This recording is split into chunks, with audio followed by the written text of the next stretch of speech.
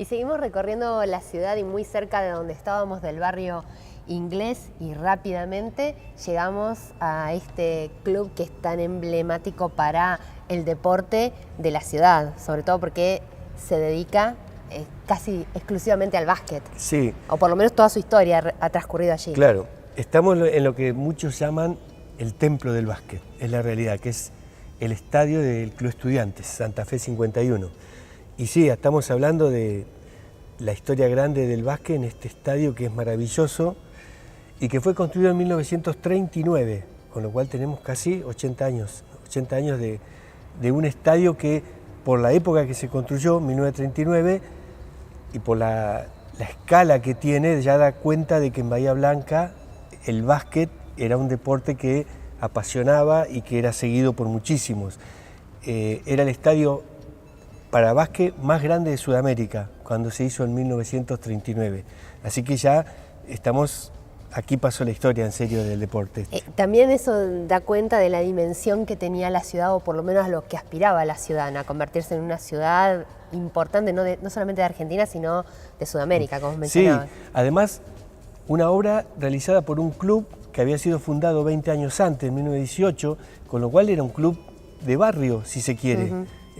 Y bueno, cuyos dirigentes lograron, a través de reunir fondos a través de los socios, de organizar rifas, todo un movimiento casero, si se quiere, hacer una obra para la ciudad, porque el Estadio del Club Estudiante en realidad tiene una historia relacionada con la ciudad y múltiples actividades. Y digo, qué diferencia que en 1939 un grupo de vecinos, socios del club, pudieran concretar esta obra, cuando hoy en día hacer una obra igual capaz sería imposible. Sí, prácticamente imposible. Se ha hablado mucho de hacer un estadio multipropósito por parte del municipio, ayuda de la nación, mucho se habló, nada sucedió. Exacto.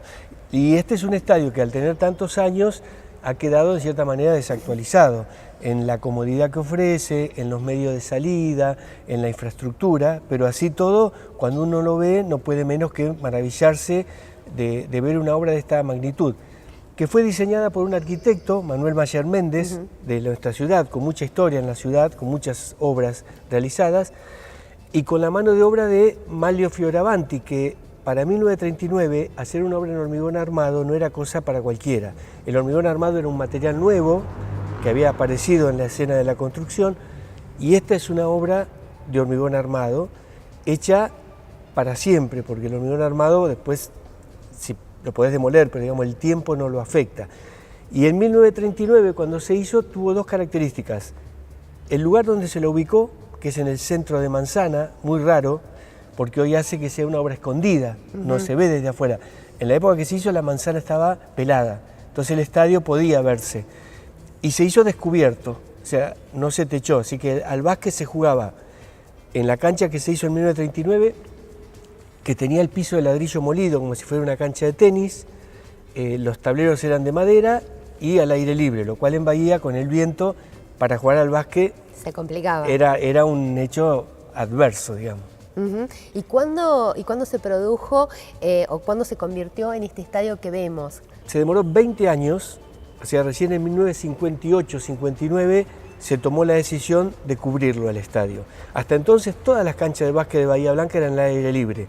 Si querían jugar bajo techo había que ir al Salón de los Deportes, que era para otro uso, pero bueno, ahí había una cubierta. Así que en 1958-59 se decidió cubrir el estadio, que ya era complejo porque ya había viviendas alrededor, con lo cual la cubierta no podía salirse de los límites de la cancha. Eso exigió un diseño muy particular, que es lo que hoy vemos, que es una obra de ingeniería maravillosa. 3 profesionales bahienses, 2 ingenieros civiles, Di Stefano y Arrigoni, y un arquitecto, Doini Cabré, diseñaron esta cubierta colgante, que tiene una doble curvatura, es como una silla de montar, la forma de montar de un caballo, ¿no?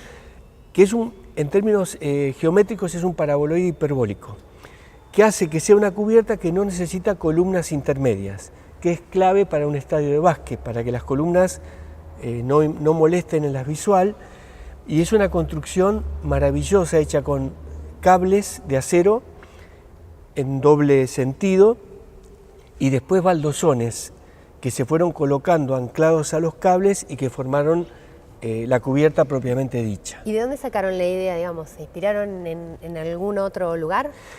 La forma geométrica paraboloide hiperbólico ya venía planteándose como una buena alternativa cuando se usaba hormigón, porque por la forma que tiene, evita que se tengan que recurrir a una estructura, ya te digo, de columnas, vigas y fundación. Sí, porque acá podrían haber sido columnas adentro, era imposible para cumplir el auge, y afuera no había lugar. Es tal cual. Y todavía la alternativa de hacer tipo tinglados de chapa no estaba tan desarrollada. Había muy pocos modelos similares a este. De hecho, los modelos que uno puede encontrar en estadios en el mundo son posteriores a Club Estudiantes.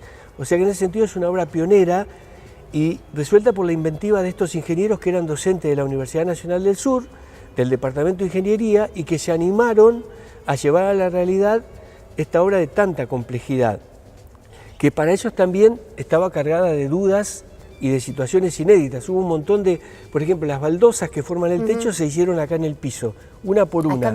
Acá mismo, artesanal.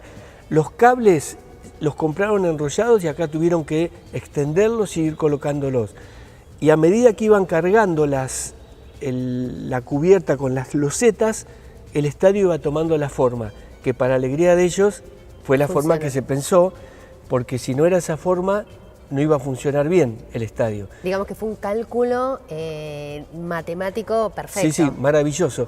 Y de hecho, por ser una obra oculta, no se puede admirar desde afuera la forma curva del estadio y demás, porque es algo muy atractivo, distinto a cualquier otra obra.